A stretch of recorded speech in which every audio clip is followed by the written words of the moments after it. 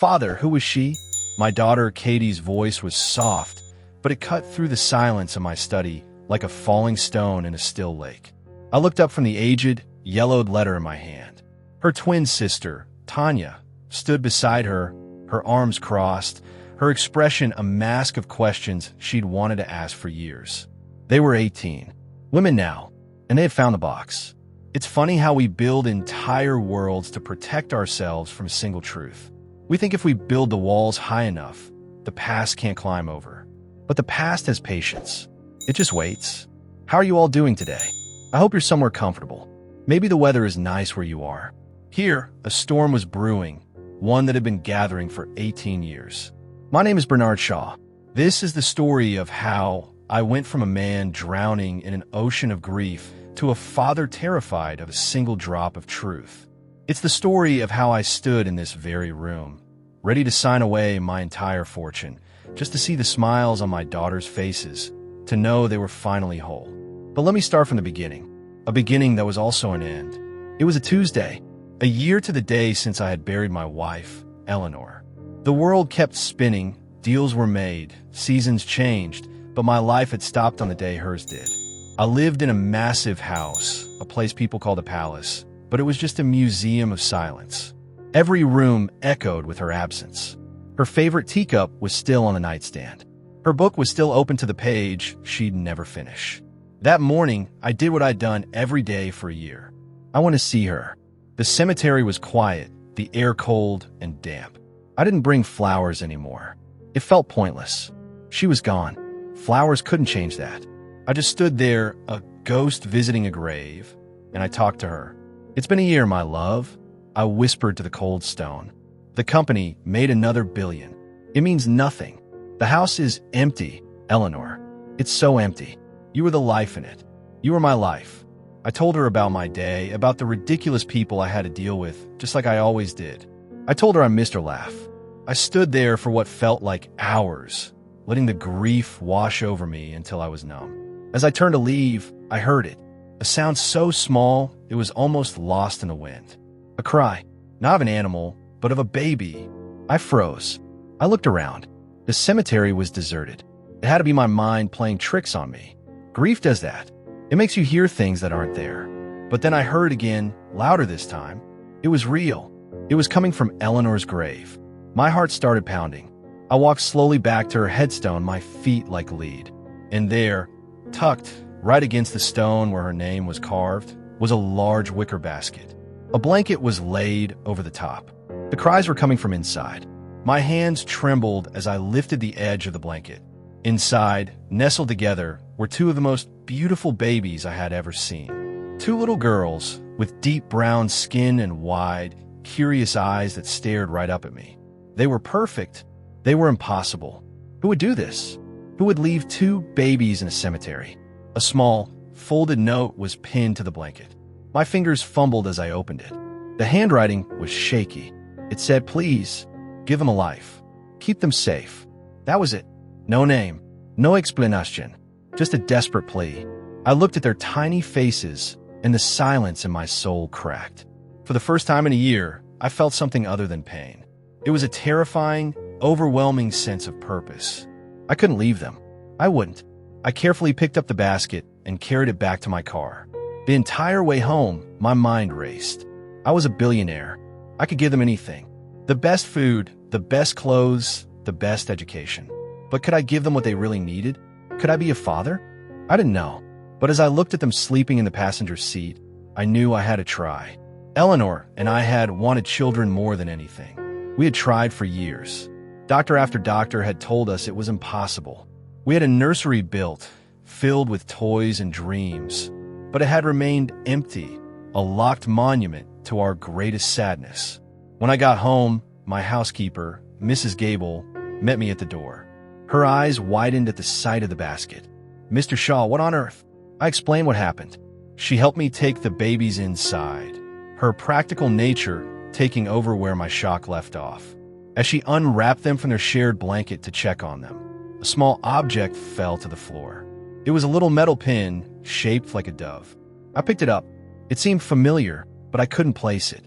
In the chaos and emotion of the moment, I simply slipped it into my pocket, my focus entirely on the two new lives that had just crashed into mine. I had no idea that I was holding the first piece of a puzzle that would one day change everything. I just saw two girls who needed me. I thought I was saving them. I didn't realize they were saving me. And I didn't realize that the pin in my pocket wasn't just a random trinket. It was the pin Eleanor was given by the Women's Crisis Center, where she volunteered every week, a secret part of her life I had all but forgotten in my grief.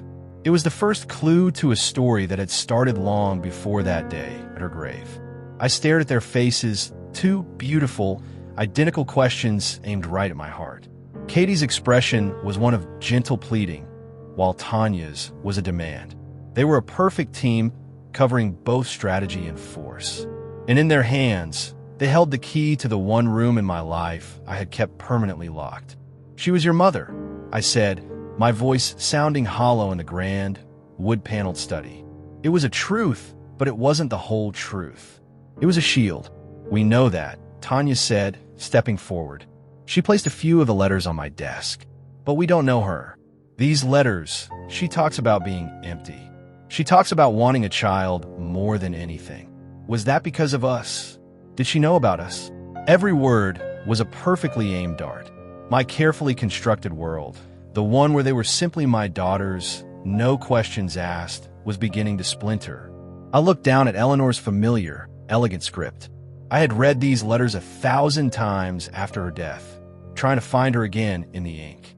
I found her pain instead, her desperate longing for a family, a pain I had tried to spare my girls from ever knowing.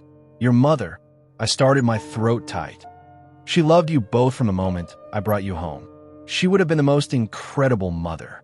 But she wasn't our mother," Tanya pressed, her voice unwavering. "Not our birth mother.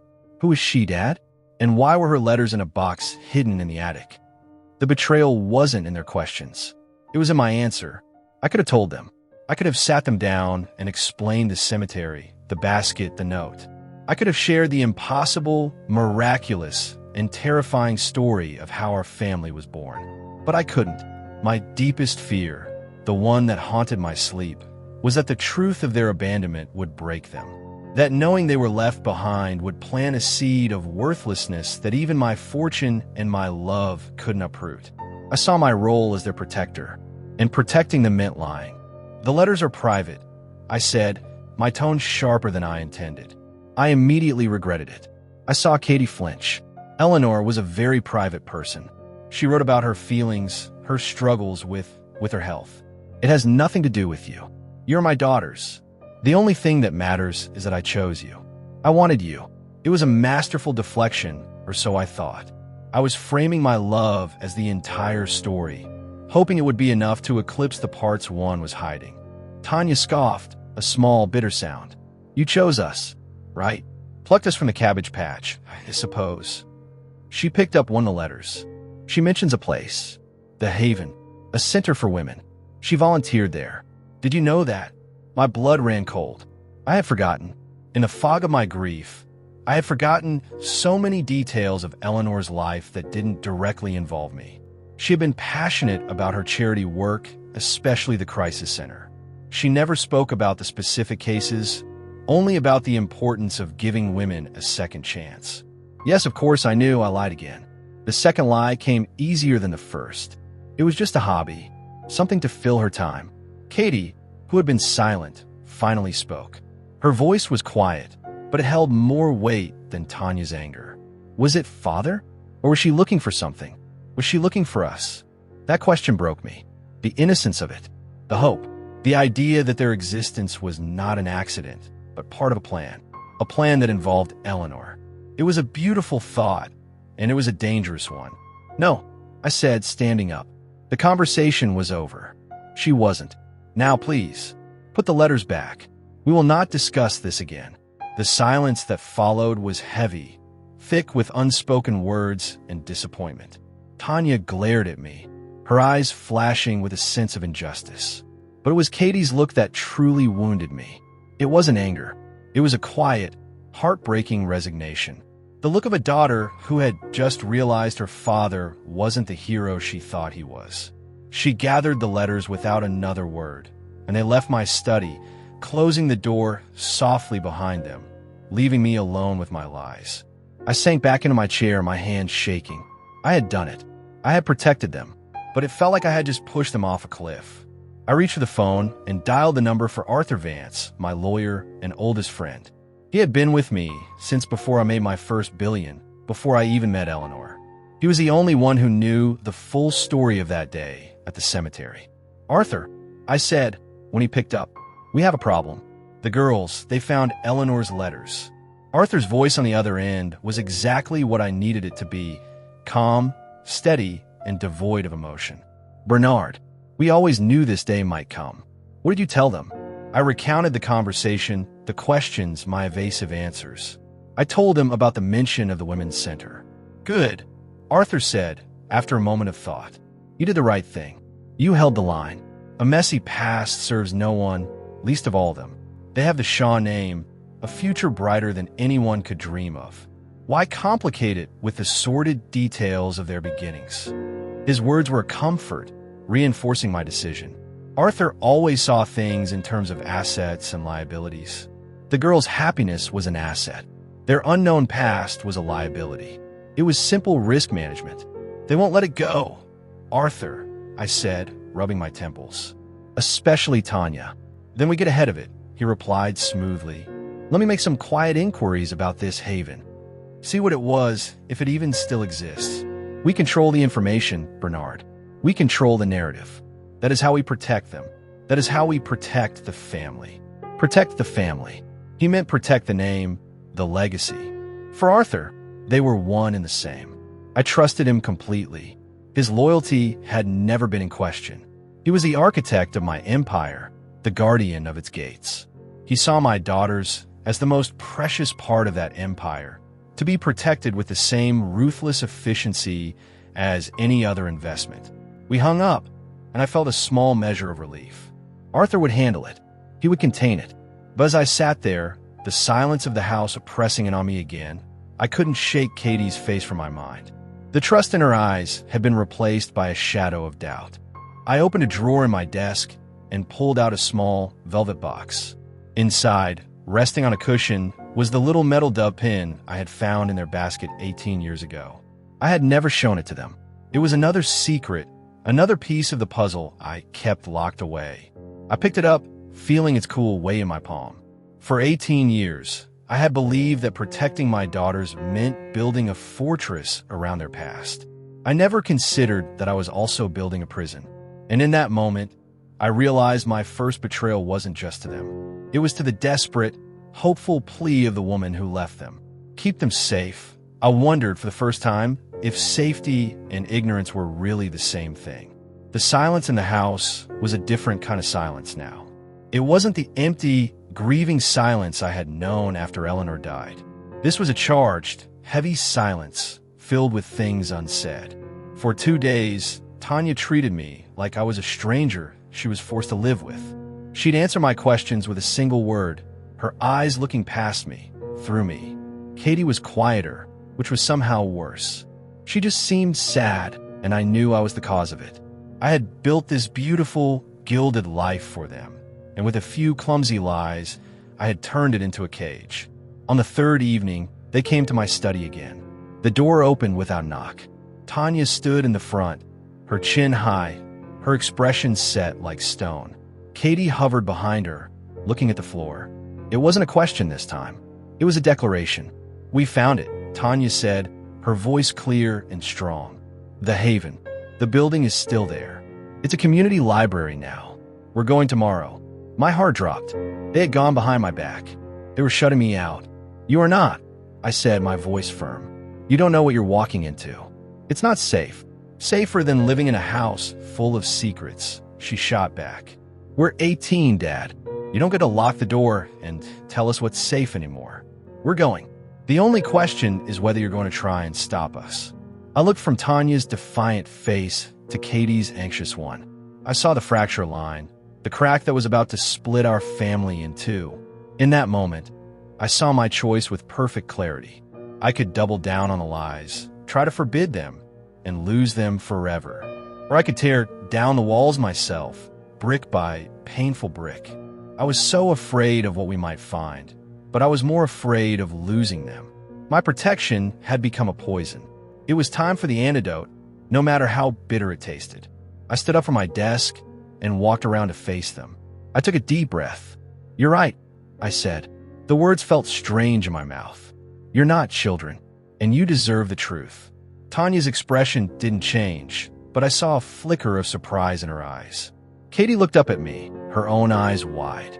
"You're not going to the library tomorrow," I continued, my voice steady, "because we're going to do this properly. Together. I will hire the best private investigators in the country. We will use every resource I have. We will find out everything there is to know about your birth mother. I promise you, no more secrets." It was an oath, a point of no return. I had just committed myself and my entire fortune to uncovering a truth I had spent 18 years burying. I was terrified, but as I saw a single tear roll down Katie's cheek, a tear of relief, not sadness, I knew I had made the right choice. Tanya was still skeptical, her arms crossed, but she didn't argue. She just nodded a sharp, quick movement. For the first time in days, the three of us were on the same side, even if we were standing at the edge of a cliff. The first person I called was Arthur. I needed to tell him my plan, to get his legal team ready to handle whatever came next. His reaction was exactly what I expected. "Are you insane, Bernard?" he asked, his voice sharp over the phone. "This is a monumental mistake. You have no idea what you're inviting into your life, into their lives." "I'm inviting the truth, Arthur," I said. "It's their truth. They have a right to it. They have a right to the life you've given them," he countered, his voice rising. "A life of safety, of privilege. You're trading that for a ghost story. What if their mother was a criminal? A drug addict? What if she's still out there? Do you want that person showing up on your doorstep asking for a handout? It will destabilize everything. Think of the press, Bernard. Think of the Shaw legacy." His words were like ice water, touching on all my deepest fears. But my promise to the girls was stronger. The legacy doesn't matter if the family is broken. I made my decision. There was a long pause on the other end of the line. When Arthur spoke again, his tone was cold, professional. "Fine, but you should know what my preliminary inquiries found. The Haven's old administrative office had a fire about 18 years ago, right around the time the girls would have been born. All paper records from that period were destroyed. The police report called it faulty wiring. A fire?" I asked, a knot tightening in my stomach. "So there are no records?" "None," he confirmed. "It's a dead end, Bernard. A sign, perhaps, that some things are better left buried. A dead end." It felt like a setback, a piece of terrible luck. But Arthur's words didn't discourage me. They did the opposite. It couldn't be that simple. It made me more determined. I thanked him, ignoring his final warning, and hung up. I was so focused on my promise, on moving forward, that I missed what Arthur had already seen. It wasn't just bad luck. It was too convenient. I was looking for a personal history. Arthur was looking for a cover-up. I should have listened more closely. That night, there was a soft knock on my study door. It was Katie, alone this time. She came in and quietly sat in the chair opposite my desk. She was clutching one of Eleanor's letters in her hand. "Thank you," she said, her voice barely a whisper, "for what you said today. I was so scared you were going to lock us out forever." "I would never lock you out, Katie," I told her, my heart aching. "I was just trying to protect you. I was wrong." "I know," she said, and she gave me a small, fragile smile. "Tanya thinks you're just trying to control the search. But I don't. I think you're scared too." Her insight was stunning. She saw right through me. "I am," I admitted. "I'm terrified of what we might find. And I'm terrified it will hurt you." She looked down at the letter in her hands. "I think not knowing hurts more. I just want to understand. I want to know who she was. I want to know if she ever thought about us." Her vulnerability was a physical blow. This wasn't about rebellion for her. It was about a fundamental piece of her own heart that was missing. We sat in silence for a moment, a new understanding passing between us. We were a team now, an alliance born out of a crisis. My determination solidified. I would not fail her. I would not fail either of them. After she left, I opened the velvet box in my desk drawer and took out the little metal dove pin. I held it in my palm, its edges worn smooth. For 18 years, it had been a memento of the day my life changed. Now it was evidence. The Haven, a crisis center for women. Eleanor's secret volunteer work. A fire that destroyed all the records. And this pin, it wasn't a random object. It had to be a link. It was the only thing from that day that I hadn't come clean about. It was the last secret I was keeping. I knew, with a certainty that settled deep in my bones, that my journey to keep my promise to my daughters had to start right here, with this tiny silver bird. The next morning, I hired the best private investigator money could buy. Her name was Ms. Albright, a woman with a reputation for finding needles in continents, not just haystacks. We met in my study. I told her everything, starting with the basket at Eleanor's grave and ending with the fire at the Haven. The story sounded insane even to my own ears, but she just listened, her expression unreadable, taking careful notes. I laid out photographs of the girls as babies, the note left in the basket, a copy of the police report on the fire. I gave her everything I had, almost everything. As she was packing her briefcase, my hand rested on the desk drawer where the dove pin was hidden. I almost opened it. A voice inside me screamed to just show it to her, to lay the last card on the table. But I hesitated. It was the only physical link to that day, the only thing that felt truly mine. It felt like a betrayal of some unspoken trust to just hand it over. So I kept it secret. A small, stupid omission that I told myself didn't matter. Ms. Albright promised to start immediately, and I felt a surge of momentum, of progress. I found the girls in the library. Katie was reading, but I could tell she wasn't absorbing the words. Tanya was staring out the window, a storm brewing in her eyes. I've hired someone, I announced.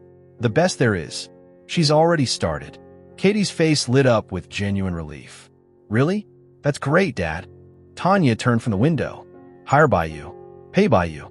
Reporting to you, she said, her voice flat. So we'll only know what you want us to know. That's not fair, Tanya, Katie said, her voice sharp. He's trying to help. He's trying to control it, Tanya shot back. Just like he always does. He's probably already told this investigator what she's allowed to find. The accusation stung, mostly because it held a sliver of my old truth. Before, she would have been right. She has been instructed to find the truth, Tanya. Whatever it is, I said, trying to keep my voice even. You have my word. Tanya just shook her head and walked out, leaving a tense silence behind her. She doesn't mean it, Katie said quietly, not looking at me. She's just scared. We all are, I replied. A few days later, Arthur called. Just checking in, Bernard, he said, his voice smooth and familiar. I heard you hired Judith Albright. Top of her field. Also top of the bill. I hope you're prepared for the expense. An investigation like this, with no leads, could drag on for months. Years, even. The cost is irrelevant, Arthur, I said curtly. Of course, he said, backtracking. I just worry. I have a man, a former police detective, much more discreet. He could look into this quietly, without making waves. No, I said, my grip tightening on the phone. I want waves. I want this done, and done right.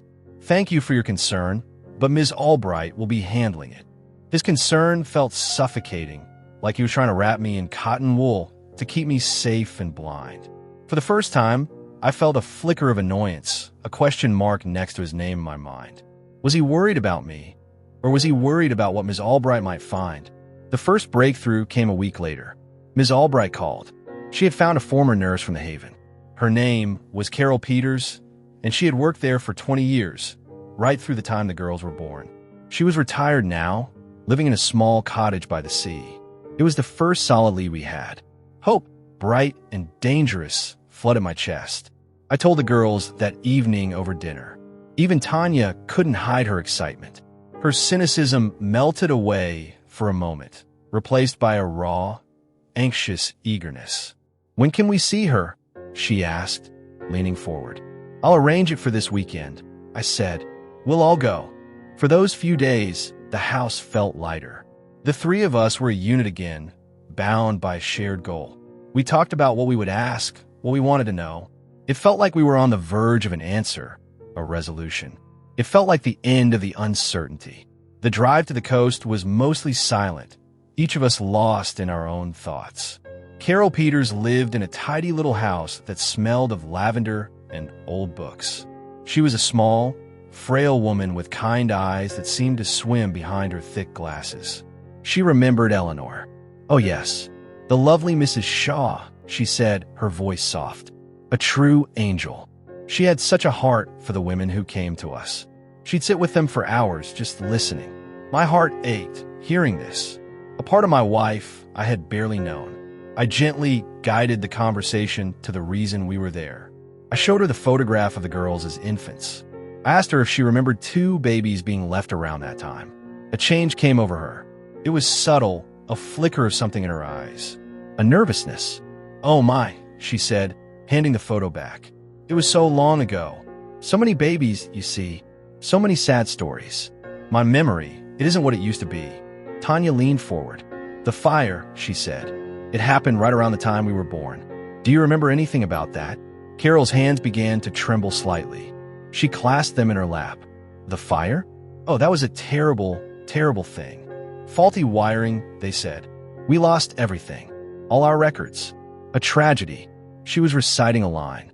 It felt rehearsed. She wouldn't meet my eyes. She wouldn't meet the girl's eyes. She just stared at a point on the wall behind us. The meeting was a dead end. She claimed she couldn't remember anything specific, offering only vague platitudes about her failing memory. We left an hour later with nothing more than we came with. The car ride home was thick with disappointment. Katie cried silently, staring out the window. Tanya was vibrating with a cold fury. When we got back, she confronted me in the hall. "That was a waste of time." She was lying. "You saw it, didn't you? Someone got to her. Someone told her to keep her mouth shut." "Tanya, we don't know that," I said, exhausted. "Don't we?" she snapped. "Who is the most to lose if the truth comes out, Dad? Who has been trying to get you to stop this since the beginning?" "Arthur, that's a ridiculous accusation," I said, my loyalty to my oldest friend kicking in automatically. "Arthur is just trying to protect this family." "He's protecting a secret," she yelled, her voice echoing in the vast hall. "And you're letting him." She turned and ran up the stairs. Her words rattled me more than I let on. The nurse's fear had been real. Later that night, unable to sleep, I went to my office. I needed a distraction, something solid and logical. I started going through a stack of weekly financial summaries from my primary holding company. It was mindless work, something I could do on autopilot. I was halfway through a thick report when a line item caught my eye. It was from one of our smaller philanthropic subsidiaries, one Arthur managed directly. It was a payment, a large one, made 2 days ago. It was listed as a discretionary pension contribution. The recipient's name was Carol Peters. The air left my lungs. It couldn't be. It had to be a coincidence. My hands were shaking as I picked up the phone and called Ms. Albright's 24-hour number. "I have a strange question," I said when she answered. "The nurse we met, Carol Peters. Did you happen to get a middle initial?" "Yes, of course," she said. "It's on the file. Carol Peters." "Why?" I hung up without answering. I stared at the name on the financial report. The payment had been authorized by one person, Arthur Vance. The pieces slammed together in my mind with brutal force. Arthur hadn't just been advising me. He hadn't just been concerned. He had actively interfered. He had found a nurse before Ms. Albright did. He had paid her off. He was sabotaging the search for me inside. My oldest friend, my most trusted advisor, the man who stood by me when I buried my wife. He was betraying me. He was betraying my daughters. The fortress I had built to protect my family had a traitor inside the walls, and I was the one who gave him the keys. The question was no longer what happened 18 years ago. The question was why Arthur was so desperate to keep it buried. I felt the world tilt on its axis. The glossy paper of the financial report felt cold and heavy in my hands. Carol Peters. It wasn't a coincidence. It was a transaction, a payment for silence. Arthur, my friend for 30 years, the man who was the executor of my will, the godfather to my daughters in all but name. He had gone behind my back, found the one person who could give my girls answers, and bought her silence. Tanya's voice echoed in my head. Asterisk, he's protecting a secret. And you're letting him. Asterisk, I had defended him. I had called her accusation ridiculous. The shame was a physical thing, hot and suffocating. My loyalty had made me a fool. I stood up, the chair scraping loudly against the floor. I didn't know what the secret was, but I knew who held the key. I wasn't going to call. This was not a conversation for the phone. I grabbed my car keys, leaving the report open on my desk like a verdict. The drive to Arthur's estate was a blur of red lights and twisting roads. My mind was a chaotic storm, replaying decades of memories. Arthur at my wedding, giving a toast that made Eleanor cry. Arthur in the hospital waiting room after Eleanor's diagnosis, his face a mask of stone while he held my hand. Arthur at the funeral, standing beside me, a pillar of strength. Was it all a lie? Every shared drink, every piece of advice, every moment of supposed friendship, was it all just a performance? I felt like a man who had woken up to find the foundation of his house had been methodically chipped away while he slept. When I arrived, his butler showed me into the library. Arthur was standing by the fireplace, a glass of something dark in his hand. He wasn't surprised to see me. He looked weary, resigned, like a man who knew his time had run out. "Bernard," he said, his voice calm.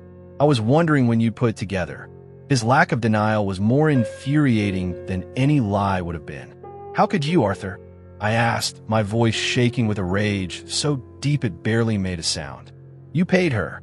You paid that woman to lie to my daughter's faces." "I did what was necessary to protect you," he said, taking a slow sip from his glass. He didn't even have the decency to look ashamed. "To protect the family. Something you've forgotten how to do in your emotional quest." "Protect me? By sabotaging my family? By obstructing the one thing my children have ever truly asked for?" I was shouting now. I couldn't stop myself. "What is it you're so terrified of us finding, Arthur? What secret is worth destroying my trust, my family, for?" He set his glass down on the mantelpiece with a heavy click. "You have no idea what you're playing with, Bernard. This isn't some fairy tale where you find a long-lost princess and everyone lives happily ever after. Their past is a swamp. I was trying to keep you from wading into it. It's their past. They have a right to it." "A right?" He scoffed, his voice turning hard. "They have a life others would kill for. A name, a fortune, a future, given to them by you. That should be enough. It has to be enough." I stepped closer, my hands clenched in a fist at my sides. "It's not about the money, and you know it. This is about something else. You are personally invested in this. Why? Tell me the truth. Tell me why you paid her off." He stared into the fire, his jaw tight. "I made a promise, Bernard, a long time ago, to protect this family. From everything, even from the truth." "A promise to who?" I demanded. He finally turned to look at me, and in his eyes I saw not malice, but a profound and ancient sorrow. "To Eleanor." The name hit me like a physical blow. I stumbled back, my legs suddenly weak. "What are you talking about? Eleanor has nothing to do with this." "She has everything to do with this," he said, his voice dropping to a near whisper. "The fire at the Haven, Bernard. It wasn't faulty wiring. I made it happen." I just stared at him, my mind refusing to process the words. He couldn't be serious. It was a monster's confession. You set a fire?"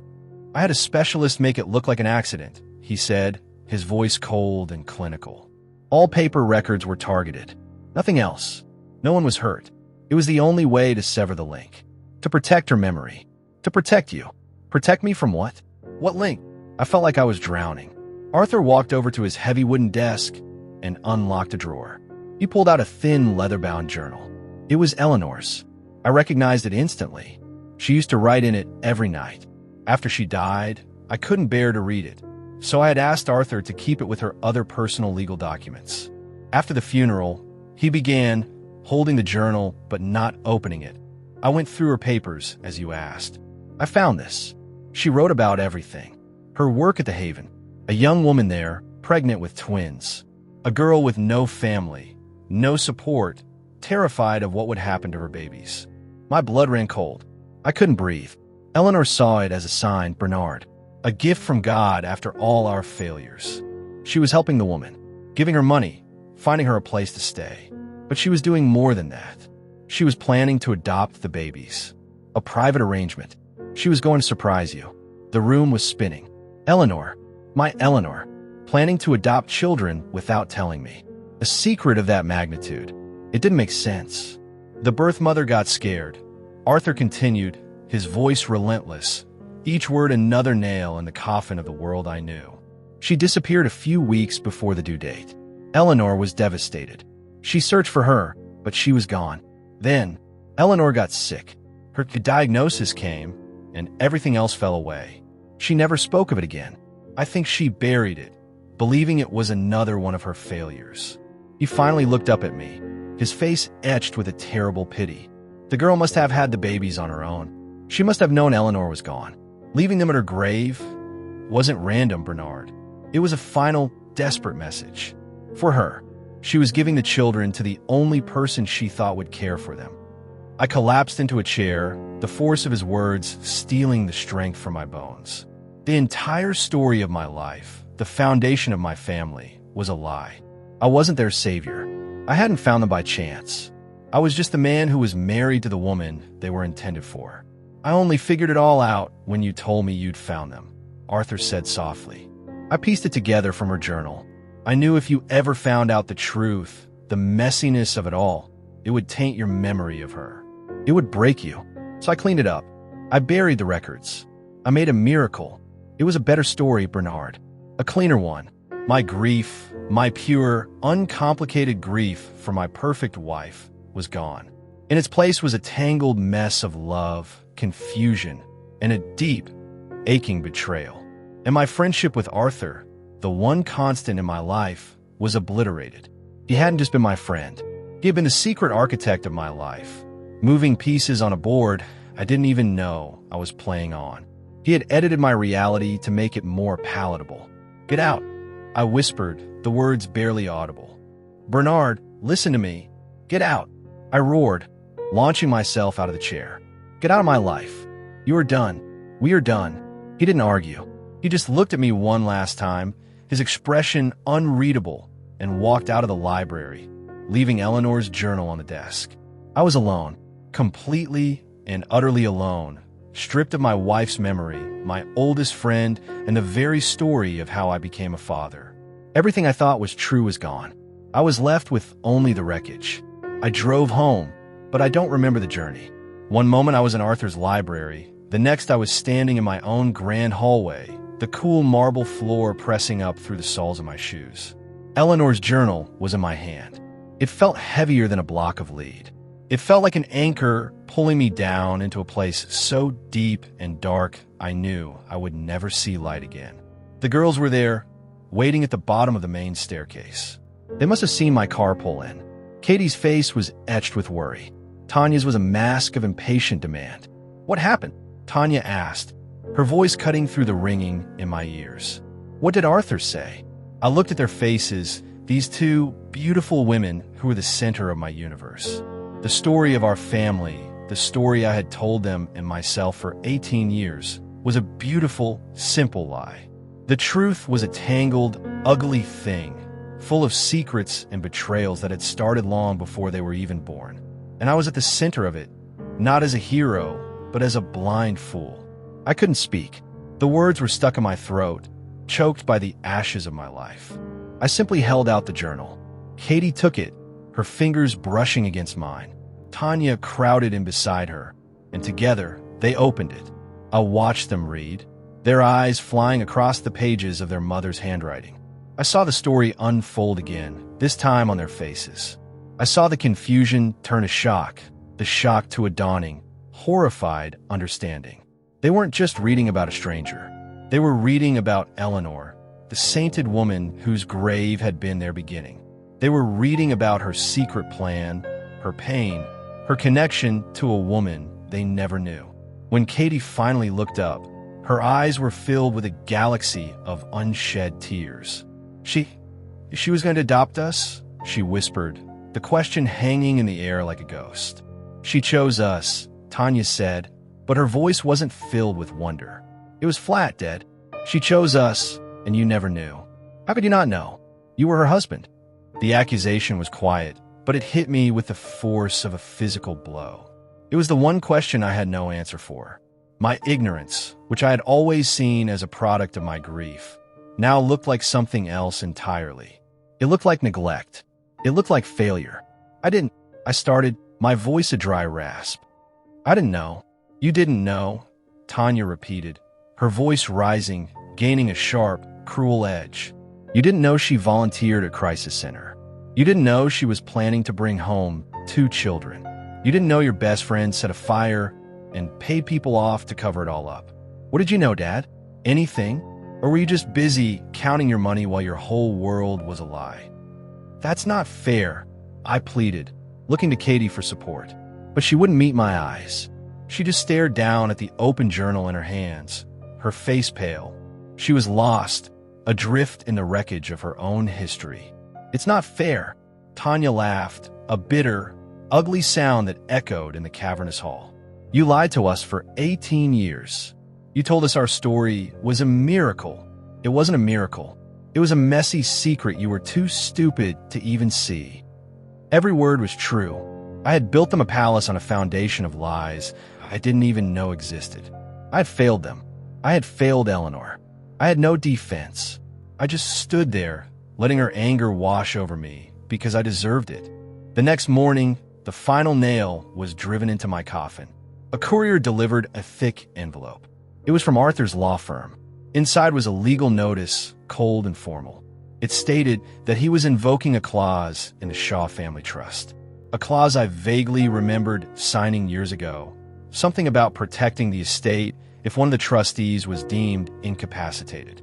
My recent erratic behavior, my hiring of Ms. Albright against his counsel, my obsession with the past, it was all twisted into a narrative of a man losing his grip, a man whose emotional instability was a threat to the family's assets. He was removing me as the primary trustee. Effective immediately, I stumbled into my study and called my own lawyers. The news they gave me was swift and brutal. The trap was perfect. Years ago, on Arthur's advice, I had placed everything, the company, the houses, the art, every single pound, into the trust to protect it for the girls.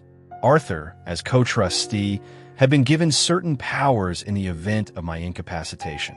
The documents were ironclad. I had signed them all without a second thought. I had handed my best friend the gun, and he had waited 2 decades to pull the trigger. I was still on the phone, trying to grasp the scale of the devastation, when Arthur walked into my study. He didn't knock.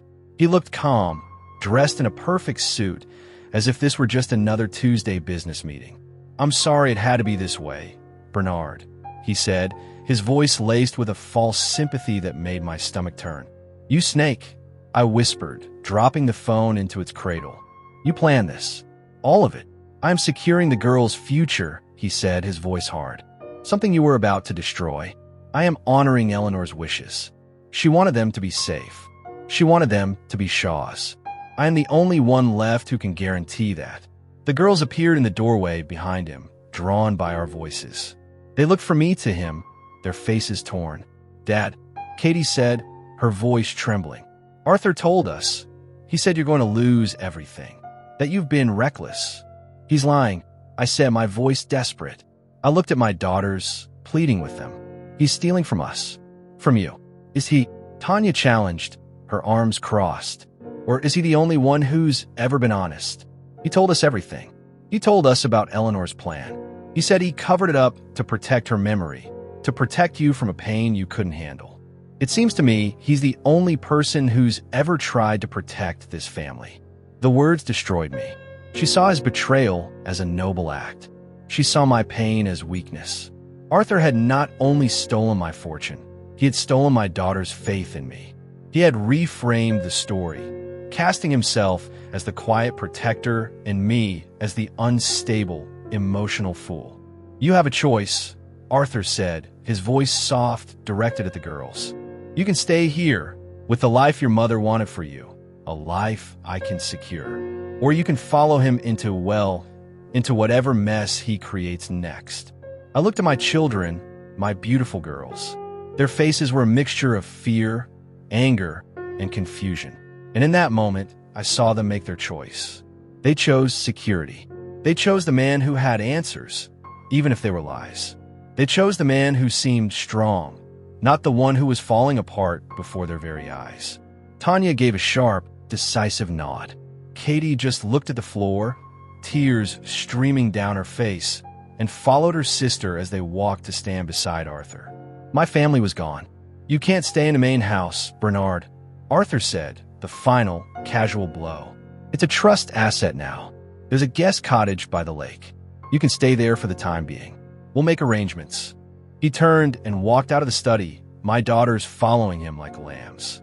I was left alone, standing in the room where I had built my empire, a king with no kingdom, a father with no children. I had lost everything. The silence that filled the house wasn't empty anymore. It was full of the ghosts of my failure. I was completely, utterly, and finally alone. The days that followed were a special kind of hell. I lived in the guest cottage, a perfectly furnished little prison at the edge of my own property. From my window, I could see the main house, my house, lit up against the night sky. I could see the flicker of the television in the living room where I used to read to the girls. I could see cars coming and going, Arthur's car, mostly. He was playing Lord of the Manor, and from this distance, it looked like he was doing a fine job. I was a ghost, haunting the edges of my own life. The silence was the worst part. For 18 years, the house had been filled with noise. The sound of Katie practicing the piano, the endless thud of Tanya's music from her bedroom, their arguments, their laughter. Now, all I had was the wind in the trees and the frantic beating of my own broken heart. I stopped eating. I stopped sleeping. I would just sit in a chair and stare at the wall, replaying every mistake, every warning sign I had missed. Tanya's words echoed in the silence. "What did you know, Dad?" The answer was nothing. I knew nothing. I was a king who had never once inspected the foundations of his own castle. One afternoon, there was a knock on the door. I almost didn't answer it. I didn't want to see anyone, but the knocking was persistent. I dragged myself to the door and opened it. It was Ms. Albright. She stood on the small porch, her briefcase in hand, her expression as unreadable as ever. "I assume you're here for your final payment," I said, my voice hoarse. "You'll have to talk to Arthur Vance. He controls the accounts now. I have nothing." She looked past me into the dim, messy cottage. "I'm not here for money, Mr. Shaw," she said, her tone professional. "May I come in?" I stepped aside, and she walked into the small living room. She didn't comment on the state of the place or the state of me. She just put her briefcase down and turned to face me. "When you hired me," she began, "you hired me to find the truth. My job isn't finished." "The job is over," I said, sinking back into my chair. "We found the truth. It destroyed my family.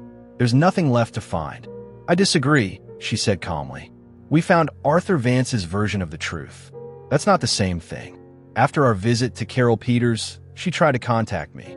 She left a voicemail on my office line. It was short. She just said he was wrong.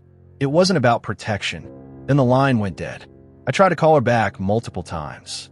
Her number has been disconnected. She's gone. I stared at her, a single, cold drop of adrenaline cutting through my fog of despair. What does that mean? He was wrong. It means the nurse was scared of Arthur Vance, but she was more scared of something else. It means he didn't just pay her for her silence. He threatened her. And whatever secret he's keeping, it's not the one he told you. It's bigger. A flicker of something I hadn't felt in days ignited in my chest. It wasn't hope. It was anger. It doesn't matter. He has everything. The trust, the company, the girls. I have no power, no resources. I can't fight him. Ms. Albright looked me square in the eye. "I have a confession to make, Mr. Shaw. My background isn't just in private investigation. Before this, I spent 10 years as a forensic accountant. I looked over the trust documents you sent me when we started this case. Arthur's move to have you declared incapacitated and seize control, it was brilliant, and it was far too clean. The groundwork for it was laid years ago, in clauses you probably never read. This wasn't a reaction to a crisis. This was a plan, waiting for a trigger." She paused, letting her words sink in. "I don't like being used, and I don't like bullies. I will continue this investigation. You don't have to pay me a thing. We just need to find one loose thread.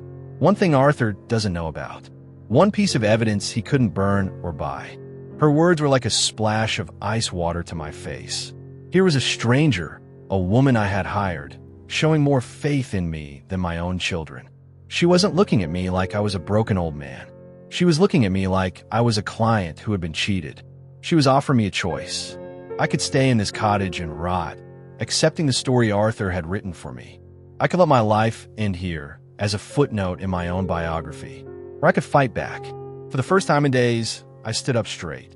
I walked over to the small desk where I had emptied my pockets the day I was exiled. Among the keys and loose change was a small velvet box. My hand trembled as I picked it up. This was it, the one thing, the last secret I had kept, a secret I had held not out of a desire to lie, but because it felt like the only piece of that first day that truly belonged to me. "There's one thing," I said, my voice finding a new strength. I opened the box and tipped the contents into my palm.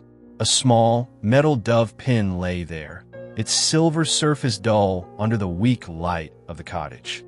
It was in the basket with them, tucked into the blanket. I never told anyone about it, not even Arthur. Ms. Albright stepped closer, her eyes sharp and focused. "May I?" I nodded, and she took the pin, turning it over in her fingers. "You said Eleanor volunteered at the Haven. Did she ever wear anything like this?" "I don't know," I admitted, the shame of my ignorance returning. "I can't remember. The dove was the symbol for the Haven. That much I was able to confirm," she said, her voice quickening with excitement. "But this design, the olive branch in its beak, it's specific. It's not the general logo. I saw it once in a footnote in an old newspaper article about the center's fundraising." She looked up at me, and for the first time, I saw a genuine spark of triumph in her eyes. "This wasn't just a pin for volunteers, Mr. Shaw. This was the symbol for a very specific, privately funded program run out of the Haven. It was called the Olive Branch Initiative. It was for mothers who wanted to arrange a direct, anonymous adoption with a chosen family, completely off the official books. Its records wouldn't have been in the main office. They would have been held by the program's benefactor. My heart started pounding a hard, steady rhythm. "Away around the fire. Away right through it," she confirmed. "Arthur burned down the front door, but he never knew there was a secret passage in the back. If we can find out who funded this program, we can find the records. We can find your daughter's birth mother." I looked at the pin in her hand, then back at her determined face. The despair that had been choking me for days began to recede, replaced by a cold, clear sense of purpose. Arthur had taken my money, my home, and my children. He had twisted my wife's memory into a weapon against me. He thought he had buried the truth under a mountain of lies and legal documents. But he had missed one small thing. Atini meta dove. He had left me with nothing, but nothing was a powerful place to start. Him and I had nothing left to lose. My choice was made. I would not stay broken. I would not be the victim in Arthur's story. I would get my family back, and I would make him pay for every single lie. "What's our first move?" I asked. My voice didn't shake. For the first time since this nightmare began, I wasn't a grieving husband or a failed father. I was Bernard Shaw again, and my war was just beginning. The Shaw Family Foundation Charity Gala was Arthur's coronation. I watched the live news feed on Ms. Albright's laptop, seeing the reporters praise his leadership, his seamless transition into the role of the family's patriarch. He was standing on a stage in my garden, under a tent filled with hundreds of the country's most powerful people, smiling for the cameras. My daughters were on either side of him, beautiful and poised, looking like princesses in a story they didn't understand. For 2 weeks, Ms. Albright and I had worked out her small, cramped office. We had traced the funding for the Olive Branch Initiative, and the path had led us to a quiet retirement home in the countryside. It led us to a woman I hadn't seen in nearly 20 years. Eleanor's mother, Beatrice. Now it was time to end it. I walked through the service entrance of my own home, a place I knew better than anyone. Ms. Albright was beside me, her briefcase held firmly in her hand. Beatrice followed, her steps slow but steady, her eyes filled with a righteous fire. No one stopped us. The security staff knew me, and their confusion was our shield. We walked through the kitchens, down the long hall, and stepped out onto the lawn, just as Arthur was raising a glass for a toast. He saw me first. His smile froze, the glass faltering in his hand. A murmur went through the crowd. I wasn't the broken man who had been banished to the cottage. I was clean, shaven, and wearing a simple dark suit. But it was my eyes that held him. They were not the eyes of victim. They were the eyes of judge. My daughters turned, their faces a mixture of shock and fear. Katie took a step towards me, her hand half raised, before Tanya pulled her back. "Security," Arthur hissed, his voice a low growl that didn't carry over the microphone. "Get him out of here." Two large men in suits started towards me, but they stopped when Beatrice stepped forward into the light. Arthur's face went white. He looked like he had seen a ghost. "That won't be necessary," Beatrice said, her voice frail but carrying an authority that silenced the murmuring crowd. "My son-in-law is an invited guest. He's here with me." Arthur stared at her, his composure finally cracking. He had thought her locked away in her quiet world, a relic of the past he had already dealt with. "Bernard, what is the meaning of this?" he said, turning his attention back to me, trying to regain control. "This is a private event. You are embarrassing yourself. You are embarrassing the girls." "I'm not the one who should be embarrassed, Arthur," I said, my voice steady and clear. I walked to the edge of the stage, forcing him to look down at me. "We found a record for the Olive Branch Initiative, a program you knew all about." I saw the flicker of panic in his eyes. He glanced at Katie and Tanya, who were watching this exchange, their faces filled with confusion. "A program my mother funded," Beatrice added, her voice ringing with clarity. "A special project at the Haven to help young mothers. A project Arthur helped me set up the legal framework for. A project whose financial records were kept separate from the main center. A project you told me was shut down years ago due to lack of interest." "This is nonsense," Arthur blustered, turning to the crowd. "A sad, desperate attempt by a man who has lost everything to disrupt a charitable evening." "Is it?" Ms. Albright said, stepping forward. She opened her briefcase and pulled out a stack of papers. "Because these records show something very different. They show that the Olive Branch Trust was not shut down. They show that for the past 18 years, you have been the sole administrator. And they show that you have been systematically draining it." She held up a financial statement. "Over £4 million, funneled through a series of shell companies to cover your own failed property developments. You weren't protecting Eleanor's memory, Arthur. You were covering your own crimes." The truth landed in the quiet tent with the force of a physical explosion. The story he had told me, the story he had told my daughters, it was all smoke. The real reason was so much dirtier, so much simpler. It was never about family or protection. It was about money. "The fire," I said, my voice rising as the final piece slammed into place. "The fire at the Haven wasn't to destroy the adoption records. It was to destroy the main accounting office, where records of the financial transfers from the Haven to your secret trust would have been stored. You weren't hiding a secret adoption. You were hiding the paper trail to your theft." Arthur was shaking his head, his face a mask of disbelief, trying to project innocence. "Lies. These are forged documents. He's a desperate man." But I wasn't finished. I looked past him directly at my daughters. My heart was pounding, but my voice was clear. "He told you I was unstable. He told you I was a danger to the family fortune. The truth is, he was the danger. He drove a wedge between us, turned you against me, and seized control of the main Shaw Trust because he was terrified I would find this. He needed our money to cover up the money he had already stolen." Katie was crying, her hands covering her mouth. She looked at Arthur, her eyes wide with horrified understanding. Tanya was perfectly still, her face pale, her eyes locked on Arthur. The defiant anger she had aimed at me for weeks had vanished, replaced by the cold, hard glare of betrayal. She had been his champion. She had believed him, and he had used her love and her anger as a tool. "And Eleanor?" Tanya asked, her voice barely a whisper, but it cut through the silence. "The story about her wanting to adopt us, was that a lie too?" "No," Beatrice said softly, stepping closer to the stage. "That part was true. I have her letters. Letters she wrote to me, telling me everything. About the girl, about her plan to surprise your father. She chose you.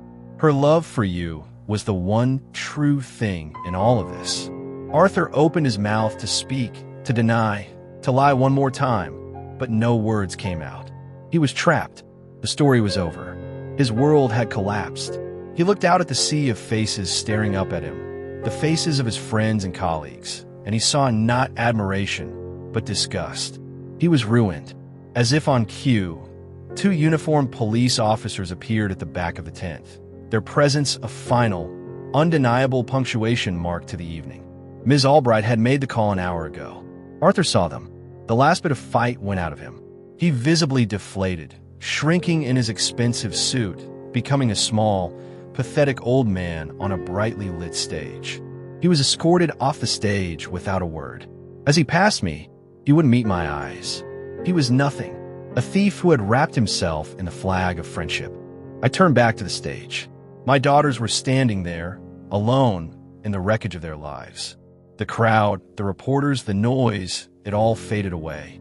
There was only the three of us. I walked up the steps, my legs feeling heavy. I didn't know what to say. I'm sorry felt too small.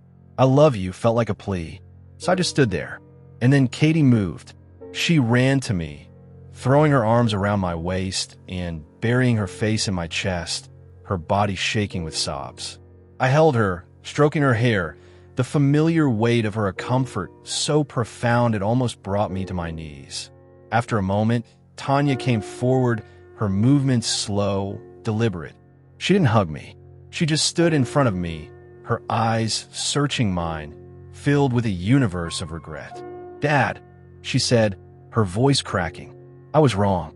I just nodded, unable to speak past the lump in my throat.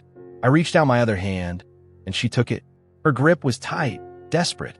The three of us stood there, a broken, shattered family, but a family nonetheless. We had found the truth. It had cost us everything, but here, in the ruins, we had finally found our way back to each other. We were home. The weeks that followed were quiet, but it was a new kind of quiet. It was the quiet of a house healing, of a family breathing again. The storm had passed, leaving behind a clean, clear sky. Arthur's downfall was swift and total. The news of his arrest at the gala, for embezzlement on a massive scale, was a scandal that shook the financial world. He was a pariah. His friends vanished, his assets were frozen, and the empire he had built on a foundation of lies crumbled to dust. Ms. Albright, true to her word, was relentless. She uncovered every shell company, every false ledger, and handed it all to the prosecutors. Arthur faced a future in a place much smaller and colder than the guest cottage he had sent me to. Justice was a cold, efficient thing. I felt no joy in his ruin, only a profound sense of sadness for the man he used to be and the friend I thought I had. My own return to power was just as swift, but I barely noticed it. The lawyers undid Arthur's legal maneuvering in a matter of days. The company was mine again, the accounts were mine, the house was mine. But none of it mattered in the way it used to. The only thing that mattered was what was happening inside the walls of that house. The silence had been replaced by conversation. Real conversation. We talked for hours, days. I told them everything I remember about Eleanor, the good and the bad. I confessed my fears, my weakness, my foolish pride that had made me want to protect them with lies. They in turn told me about the years of feeling adrift, of wondering, of feeling like a piece of their own story was missing.